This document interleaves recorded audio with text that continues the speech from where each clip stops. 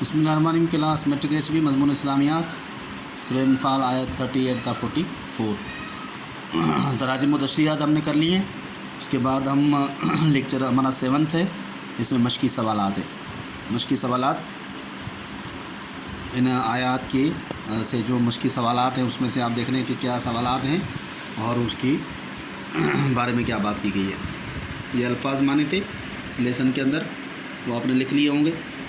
اور اس سبق میں جو مشقی سوالات ہیں، وہ مشقی سوالات کے اندر اس سبق میں مال غنیمت کی تقسیم کے بارے میں کیا حکم دیا گیا ہے۔ مال غنیمت کی تقسیم کے بارے میں ہم نے ذکر کیا کہ سب سے پہلے تو مال غنیمت کی تعریف۔ مال غنیمت وہ مال ہے جو دشمنوں سے فتح کی صورت میں انسان کو مسلمانوں کو حاصل ہو، اس مال کو مال غنیمت کہا جاتا ہے۔ اب اس مال غنیمت کے بارے میں کہ اس کی مال غنیمت کی تقسیم کس طرح سے کی گئی ہے، تو اللہ تعالیٰ نے مال غنیمت کی تقسیم کا حکم اس طرح دیا ہے کہ مال غنیمت کے 5 حصے کیے جائیں۔ اور یہ کیسے پتہ چلتا ہے؟ جس کا اللہ تعالیٰ نے یہ ذکر کر دیا کہ 5واں حصہ اللہ اور اس کے رسول کے لیے۔ یہ جو 5واں حصہ اللہ تعالیٰ نے ذکر کیا، اس سے اندازہ ہوتا ہے اور اس سے واضح کر دیا اللہ تعالیٰ نے کہ مال غنیمت کے 5 حصے کیے جائیں گے۔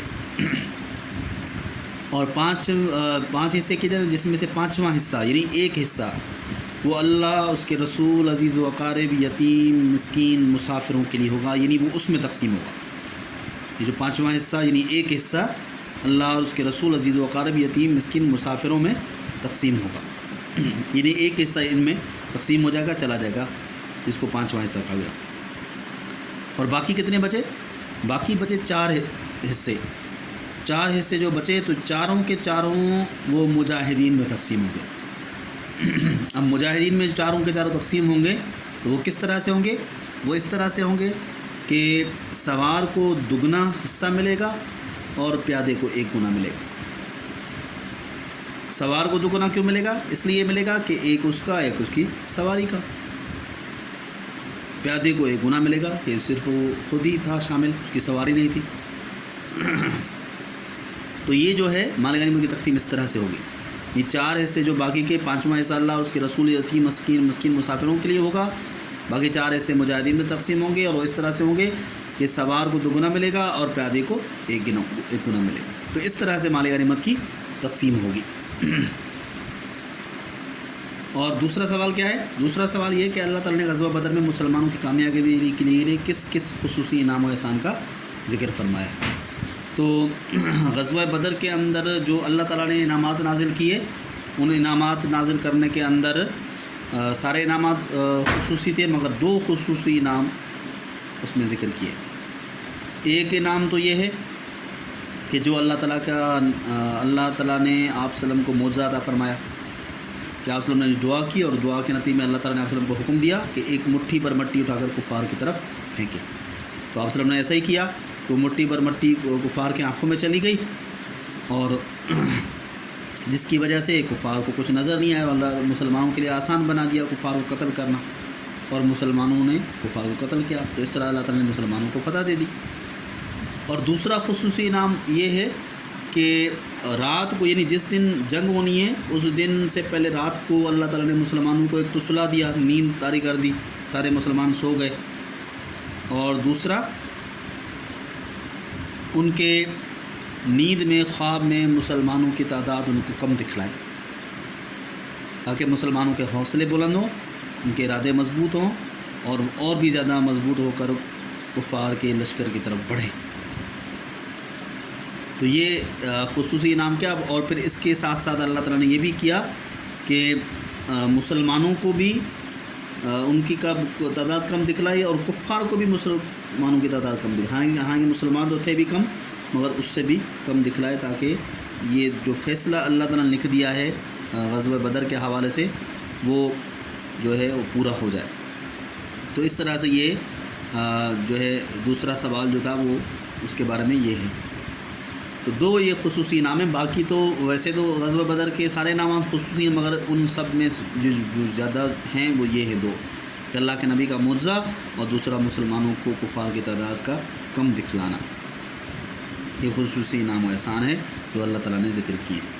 اور پھر اس کے علاوہ اس کے اندر جو ہے جو دوسری باتیں کی گئی لیسن کے اندر جو ہے، ایک تو سنت الاولین کا مطلب جو ہے پتہ ہونا چاہیے کہ سنت الاولین کا مطلب کیا ہے، یہ پہلوؤں کا طریقے سے مراد کیا ہے، کہ جو پہلی قومیں گزری ہیں ان پر جو انہوں نے جو نافرمانیاں کی اور نافرمانیوں کی وجہ سے ان پر جو عذاب آ گیا، تو یہ سنت الاولین سے مراد ہے کہ ایسا ہی کہ کفار بھی ایسا کریں گے تو ان کے ساتھ بھی پہلوؤں کا طریقہ اختیار کیا جائے گا، ان پر عذاب بھیج دیا جائے گا۔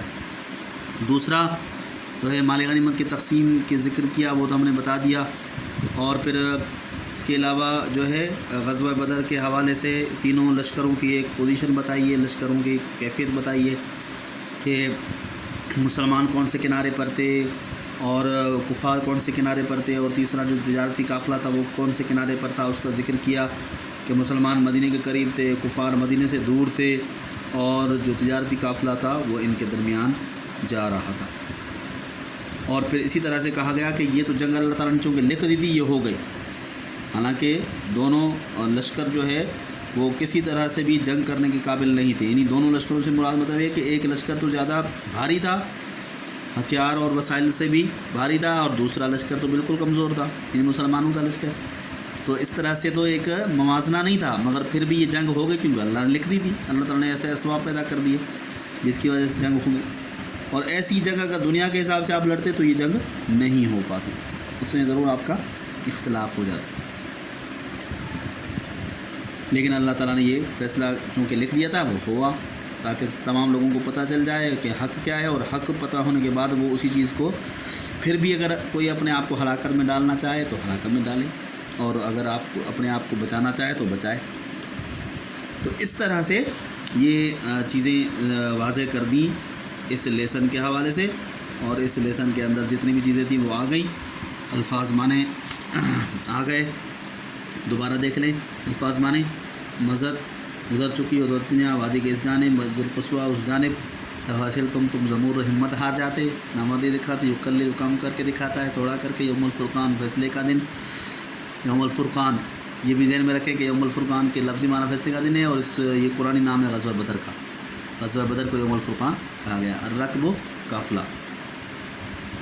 تو یہ الفاظ معنی ہو گئے، اور یہ سوالات آپ کے ہو گئے۔ مال غنیمت کی تقسیم کے بارے میں کیا حکم دیا گیا ہے، اللہ تعالیٰ نے غزوہ بدر میں مسلمانوں کی کامیابی کے لیے کس کس خصوصی انعام و احسان کا ذکر کیا ہے۔ تو اس طرح سے یہ آپ کے ایکسرسائز بھی ہو گئی، اور ایکسرسائز کے اندر آپ دیکھیں کہ یہ ہم نے لکھ بھی دی ہے، اس کو بھی آپ دیکھ سکتے ہیں، مال غنیمت کی تقسیم، وہ مال جو دشمنوں سے فتح کی صورت میں ملے گا، اور اس کی تقسیم بھی اللہ تعالیٰ نے بتا دی کہ اس کے 5 حصے کیے جائیں گے، جس میں سے 5واں حصہ یعنی ایک حصہ اللہ اور اس کے رسول، عزیز و قارب، یتیم، مسکین، مسافروں کے لیے ہوگا، باقی کے 4 حصے مجاہدین میں تقسیم ہوں گے، اور وہ بھی اس طرح کہ پیادے کو 1 گنا ملے گا اور سوار کو 2 گنا، ایک اس کا اور دوسرا اس کی سواری کا۔ تو اس طرح مال غنیمت کی تقسیم ہوگی۔ دوسرا سوال غزوہ بدر کے خصوصی انعامات۔ اب اللہ تعالیٰ نے غزوہ بدر میں مسلمانوں پر جو انعامات کیے ہیں ان میں 2 خصوصی انعام ہیں۔ پہلا افسرم کا معجزہ، جو انہوں نے ایک مٹھی پر مٹی بھر کر کفار کی طرف پھینکی، جو کفار کی آنکھوں میں چلی گئی اور مسلمانوں کے لیے آسان ہو گیا کفاروں کو قتل کرنا۔ دوسرا انعام خواب میں مسلمانوں کو کفار کی تعداد کا کم دکھلانا۔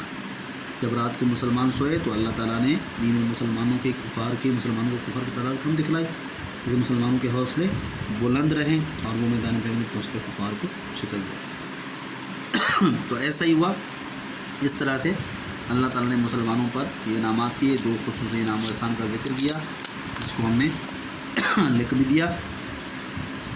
ٹھیک ہے جی، یہ 7واں لیکچر تھا جو ہمارا پورا ہوا، ٹھیک ہے جی، اور لیسن بھی ہمارا مکمل ہوا، اور پھر اسی طرح سے نیکسٹ لیسن جو ہے نیکسٹ لیکچر میں ہم مکمل کریں گے۔ امید ہے آپ کو سمجھ آ گیا ہوگا، نہیں تو دوبارہ اس کو ریپیٹ کر کے آپ دیکھ سکتے ہیں۔